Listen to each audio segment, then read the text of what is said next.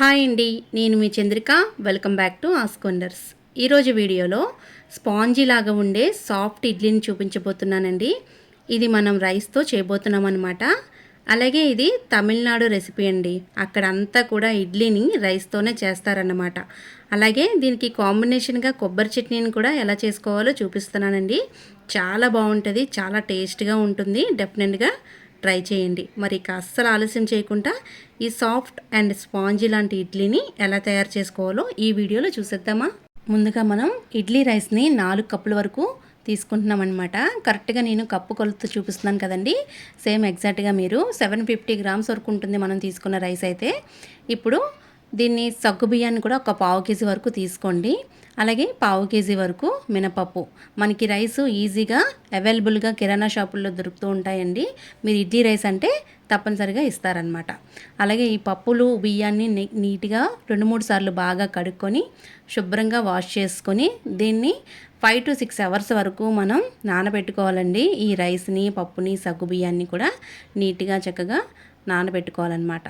చూస్తున్నారా, నీట్గా కడిగేసాను కదా. మీరు కూడా నీట్గా 2-3 సార్లు బాగా కడిగేసి వీటిని అన్నిటినీ కూడా ములిగేంత వరకు నీళ్లు పోసి 6 అవర్స్ వరకు మనం నానబెట్టుకోవాలి. తీసి చూద్దామండి. బాగా నానిపోయి ఉంటాయన్నమాట. చూస్తున్నారు కదా, మనకి మొత్తంగా బియ్యం చక్కగా పప్పు చక్కగా నానిపోయాయి అన్నమాట. సగ్గుబియ్యం చూస్తున్నారా, నేను పట్టుకొని చూపిస్తున్నాను కదా. ఇలా అయిపోతే మనకి పూర్తిగా నానినట్టు అనమాట. అలాగే పప్పు కూడా నీట్గా నానిపోయింది.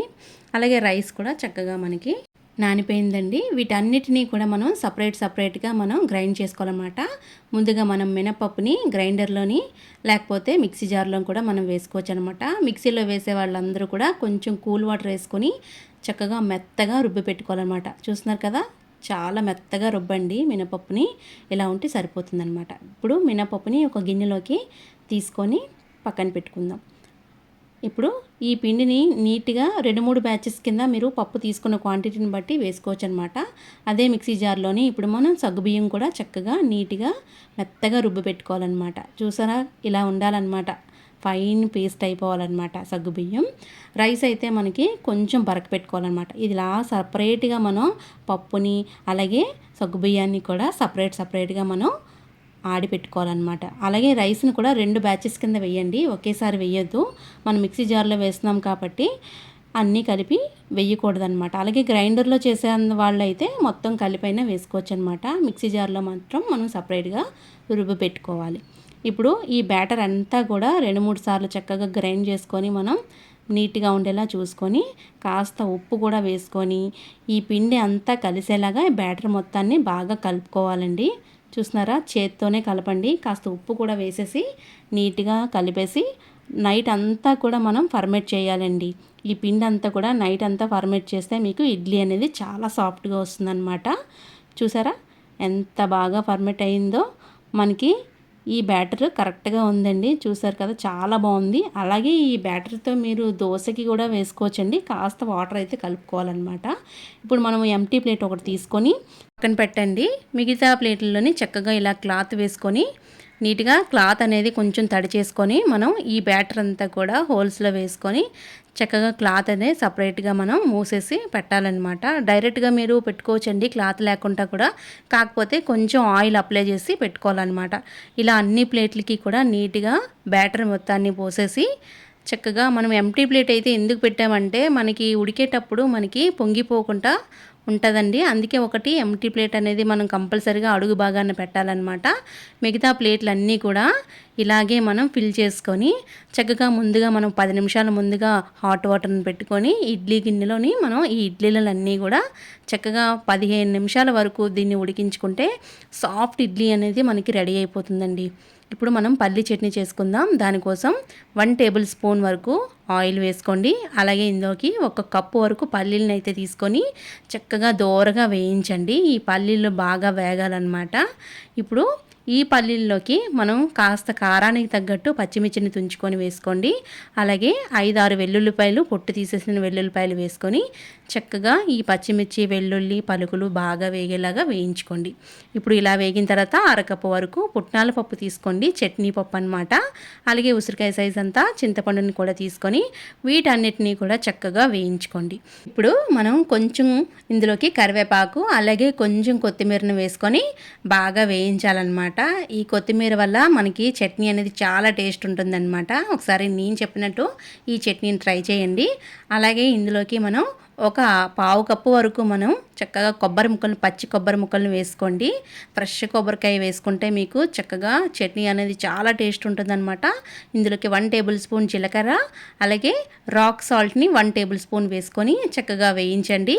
ఇలా వేయించిన పప్పులన్నిటినీ కూడా మనం మిక్సీ జార్లో తీసుకొని చక్కగా మనం చట్నీ అయితే ప్రిపేర్ చేసుకోవాలన్నమాట. చాలా మెత్తగా మనం మిక్సీ పట్టుకోవాలన్నమాట ఈ చట్నీని. మీకు ఉప్పు తగినంతే వేసుకోండి. ఒకవేళ ఉప్పు ఎక్కువైనట్లయితే కొంచెం బెల్లం కూడా వేసుకోవచ్చు అనమాట ఇందులోకి. ఇప్పుడు చూస్తున్నారు కదా, నేను చూపించే విధంగా ఇలా చట్నీని చక్కగా మెత్తగా రుబ్బుకోవాలన్నమాట. ఇలా రుబ్బిన చట్నీని మనం తాలింపు వేసుకోవాలన్నమాట. ఇప్పుడు ఇందులోకి కాస్త వాటర్ను కూడా యాడ్ చేసుకొని చక్కగా కలిపి పెట్టుకొని పక్కన పెట్టండి. ఇప్పుడు తాలింపు కోసం 1 టేబుల్ స్పూన్ వరకు ఆయిల్ వేయండి. ఆయిల్ వేసిన తర్వాత ఇందులోకి పోపు దినుసుల్ని 1 టేబుల్ స్పూన్ వేసుకోండి.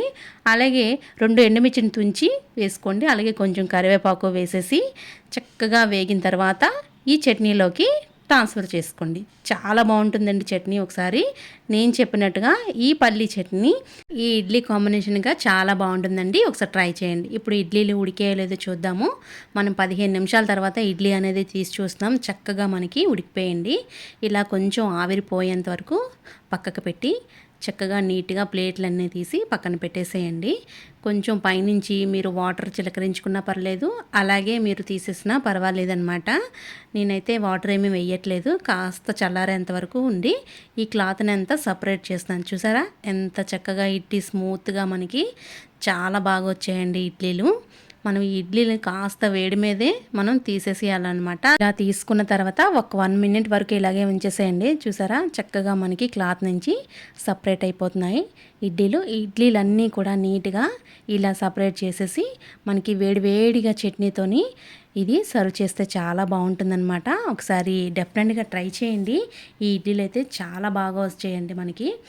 ఇది రవ్వ ఇడ్లీ కన్నా ఈ ఇడ్లీ అనేది చాలా సాఫ్ట్గా, మెత్తగా, చక్కగా నీట్గా ఉంటాయండి. చాలా బాగుంటుంది. టేస్ట్ కూడా అలాగే ఉంటుంది. చూసారా ఎంత స్పాంజీ లాగా వచ్చిందో ఇడ్లీ.